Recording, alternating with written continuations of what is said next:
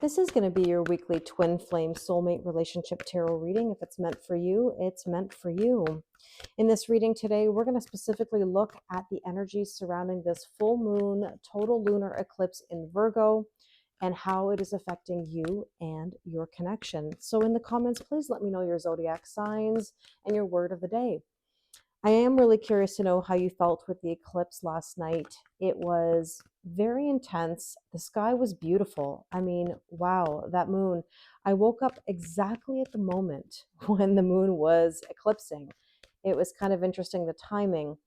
Now, I know that sleep has been very disturbed lately, restless, very vivid dreams. So, again, I am curious to know how you're feeling.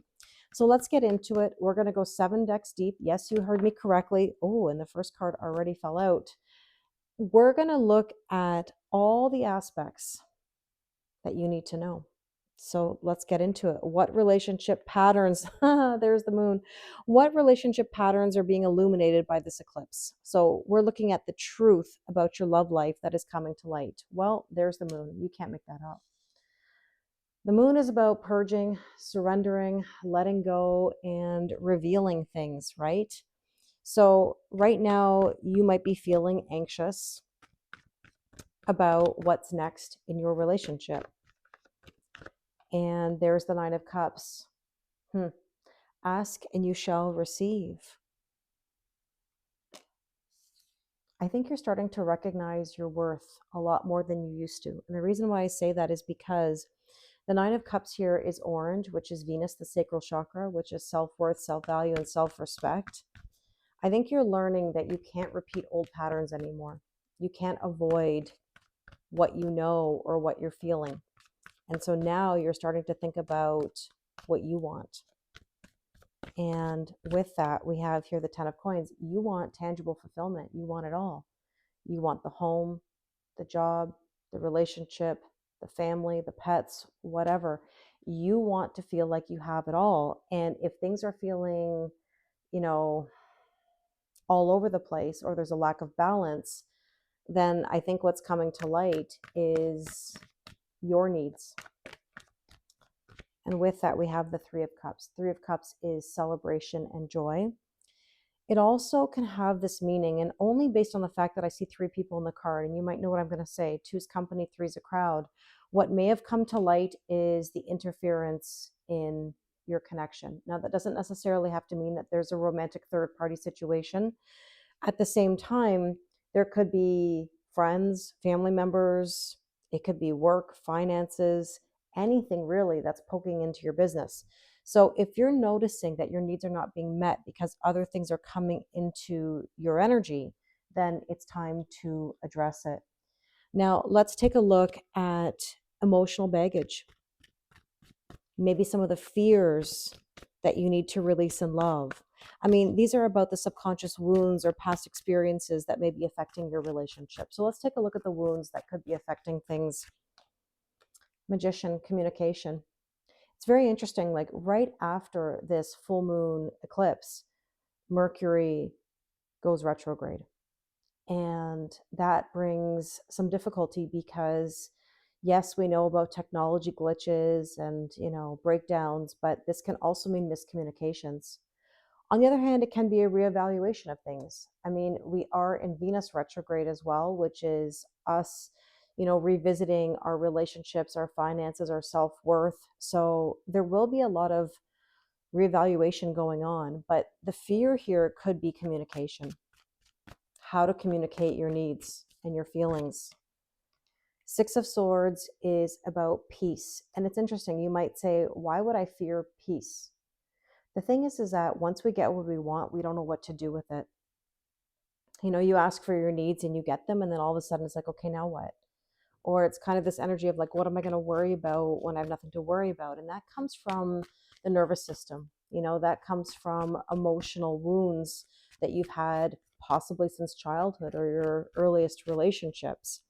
And so it's hard to allow peace in. I mean, we ask for it all the time. The question is, do we allow it? And let's take a look. What else could be a fear? The Seven of Cups, making a decision. Not making a decision is making a decision. Oftentimes we're in fear of being wrong or making a mistake. But I always say that life experience is your greatest teacher, because how will you know unless you try? How will you know unless you put yourself out there? You might be in fear of actually making a decision about something. This can also indicate vivid dreams. Maybe you're having, you know, dreams filled with messages and imagery, and you're not sure what they all mean. And there's the star, healing. You know you need healing. And healing affects your relationship in many ways, because we're not the same. Meaning, two people in a relationship have different wounds, different traumas, triggers, and hurts. Oftentimes we think we can heal together. It's hard to do that because you're not on the same timeline necessarily. Everybody deals with things when they deal with them. Now, that doesn't mean that you can't work through it. You can. Both people need to be on the same page. Both people need to have ambition. And sometimes we fear the healing because we think about what's next. It's kind of the what am I going to worry about when I have nothing to worry about? What happens when I heal myself? Well, the thing I say is that healing is a lifelong journey. We're never going to be necessarily fully 100% healed. We're always going to be tested. We're always going to be learning. But I do think that as long as we're on a path to better health, better spirituality, you know, better self-worth, then that's a good thing. So let's take a look at our third question, which is, how is my partner or potential partner feeling about our connection? What are the current thoughts, emotions, or concerns? So what's going through their mind and heart? The Hanging Man. So they're feeling in limbo. They're not sure which way to go. That doesn't mean they don't care about you or love you, but they may be battling what's next as well. They may feel stuck. They're trying to find their strength and their courage to push through. And even self-worth, right? The Wheel. This is all about growth, expansion, and good luck. Things are shifting. Whenever I see this card, I say, don't fight the shift, because most people are afraid of what's next. But there's a lot of good luck here. If you only knew what was on the other side of fear, right? And there's the Six of Swords. Interesting. I think you both want peace and calmness. But in order to have that, you've got to have clarity. And the Hanging Man or the Hangman energy is about taking a pause in order to find clarity. Don't be afraid sometimes if someone takes a step back or if they need time to think it through. There's really nothing wrong with that, you know? Now, I just want to point out that these cards, the majority are major arcana. These three are major themes. So, your person is dealing with a pause or feeling in limbo. They're really trying to find their strength, and they know that they have to make a move or go with the flow, you know. But in order to do that, it takes a lot of strength and courage to get to that peace. So, that being said, let's take a look at how we can bring more harmony and healing into the relationship. What's a practical step to create a stronger emotional connection? Okay, let's do it. Page of Pentacles, studying and learning. Absolutely. There's a lot of value to watching videos, reading self-help books, relationship books. At the same time, though, you need to be able to trigger, and that means dealing with another person. So don't shy away from the connection, because you need that triggering to build your knowledge and your understanding and your boundaries. Now let's see what else. Five of Wands, we've got to stop with the conflict internally and externally. So internally, if, either of you are in this energy of should I, shouldn't I, can I have this, can I really have this, meaning having doubts or confusion or living in lack, that's not helping the connection, right? It's about learning to be at peace, learning to have that calmness, which I know can be difficult because, again, of the nervous system and old wounds. But Conflict isn't going to help. Fighting every day isn't going to help. Picking at each other is not going to help. So you have to know when to hold them and know when to fold them, know when to walk away, know when to run. I don't know why the gambler's coming into my mind, but I would just say that conflict really is not helpful. And sometimes, yeah, we do have to walk away. It depends on the scenario, obviously. And with that, we have here the Page of Cups. Page of Cups is about believing in the impossible. It's about emotional experiences. It's about going with the flow, riding the wave, seeing where things take you. It's very much a trust the process kind of vibe.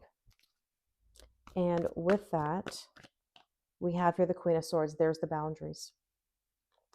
Boundaries are always key in a relationship, okay? If you don't have the boundaries, then it makes things extremely, extremely difficult, okay? So let's get into our next question, which is what challenges or changes might arise in our love life due to this eclipse? So what changes are coming your way because of this eclipse? What is transforming? It may shake things up a little bit. I'm not going to lie. That's what eclipses do. And here we have the Ten of Wands. Very interesting. Now, we saw the Ten of Wands in another reading that I did, talking about putting down the burdens. This eclipse is going to force you to put down the burdens. The things that you just can't deal with anymore, you're going to have to let them go. And that can be a challenge when everything feels overwhelming, There's the Two of Swords. I'm not surprised. I think we saw this card in that reading as well. So the challenge is making a decision about the relationship or where things are headed. The Two of Swords, in my opinion, asks, are you in the old or are you in the new? And with that, we have here the Page of Swords. You've got to be really careful with spying or observing. I said this in the other video, I think, as well. I feel like I'm repeating myself. If you're energetically chasing or trying to control things or pushing things, then this is going to cause you a lot of challenges. And with that, we have here, there's the Hanged Man again. The universe is, like I said, what I said. I think right now, one of the challenges is, can we get out of this hangman energy? Because how long is the pause, right? If your person needs time to think things through and push through on their own, what does that mean for you? Well, my advice always is you never wait. You can't wait. Waiting will do absolutely nothing for you other than keeping you waiting. Okay, let's take a look at how can you surrender control and allow love to flow naturally. This is about advice on trusting the process instead of forcing the outcomes, as I just said. So let's look. How can you surrender? All right. Well, you got to let go of the old hurts, the broken heart. I know it's easier said than done, but you've got to find a way to process it, to actually feel it, to heal it. I know that sounds cheesy, but it's necessary. The King of Wands is all about purpose and passion and moving things forward. You've got to have a purpose in life, something that is uniquely your own, not just your person. One of the things that's most attractive in a partner is that they have something going on in their life that they're passionate about or they feel good about, right? Sparking new energy is what I always tell you is the key. What hobbies? I go play volleyball every Wednesday night. It's not because I'm a lover of volleyball necessarily. I've grown to get better at it, and enjoy it more. But it was for social, to have something for myself on a weeknight to spark something, So what do you do in your day to day that brings you some pleasure, some excitement, something new? And I hope that your person does the same thing, right? What do they have that makes them feel good? What do they do outside of the connection? So let's see, what else do we need to know here? There you go. Two of Wands, stepping out of the comfort zone.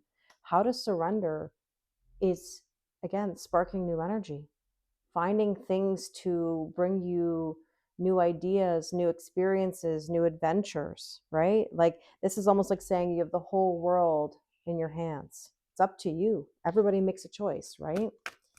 And with that, we have here the Strength card again. The universe is saying, I said what I said. It really is about having the strength and the discipline to let go. And I know it's not easy. I've been there myself. I would never tell you that it's going to be super simple. But what I will tell you is that the more new energy you bring into your life, the easier it is to surrender and let go. And let's take a look at our last question, which is, what is the long-term lesson or outcome of this eclipse on the relationship? Let's get a little glimpse into the future, how this will shape your love journey.